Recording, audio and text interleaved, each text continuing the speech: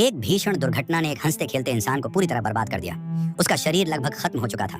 शरीर के नाम पर केवल उसका मस्तिष्क, हृदय और फेफड़े ही सुरक्षित बचे थे। उसके शरीर का केवल एक हाथ था जो थोड़ा बहुत हिल सकता था। जब उस व्यक्ति ने अपनी यह हालत देखी तो वह भीतर तक टूट गया। अपनी इस लाचारी को न सह पाने के कारण उसने डॉक्टर से भीख मांगी कि उसका लाइफ सपोर्ट सिस्टम बंद कर दिया जाए ताकि इस दुःस्वप्न का अंत हो सके।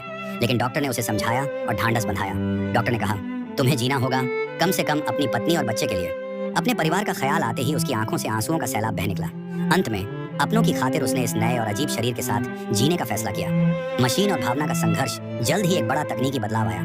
डॉक्टरों ने एक नया सिस्टम अपग्रेड किया जिसके तहत पुलिस स्टेशन का पूरा डेटा सीधे उसके दिमाग में फिट कर दिया गया। अब वह किसी भी समय शहर के सीसीटीवी कैमरे और अपराधियों की जानकारी एक्सेस कर सकता था।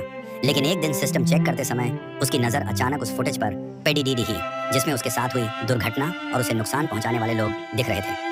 ये देखकर उसका गुस्सा और दुख बेकाबू हो गया। उसकी भावनाओं का आवेग इतना तेज था कि उसका सिस्टम क्रैश होने की कगार पर पहुंच गया। स्थिति को बिगड़ता देख डॉक्टर ने उसके दिमाग में लगी चिप को सक्रिय कर दिया ताकि उसके डोपामाइन और भावनाओं को दबाया जा सके। इंसानियत का अंत। चिप के सक्रिय होते ही वह व्यक्ति पूरी तरह बदल गया। उसने अपनी मानवीय संवेदनाएं खो दी। अब उसके सामने उसकी पत्नी और बच्चा भी खड़े थे तो उसे कोई फर्क नहीं पड़ा। वह बिना एक शब्द बोले वहां से मुड़कर चला गया। जब वह बाहर निकला तो उसने भीड़ में मौजूद हर चेहरे को स्कैन किया। पलक झपकते ही उसने एक वांटेड अपराधी को पहचान लिया। जैसे ही अपराधी ने भागने की कोशिश की, उसने अपना हेलमेट पहना और एक ऊंची छलांग लगाई।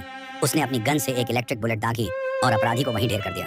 पहचान की तलाश उसकी पत्नी ने तुरंत भांप लिया कि कुछ बहुत गलत हुआ है। जब वह जाने लगा तो पत्नी ने उसका रास्ता रोका और उसे पुरानी यादें दिलाकर वापस लाने की कोशिश की।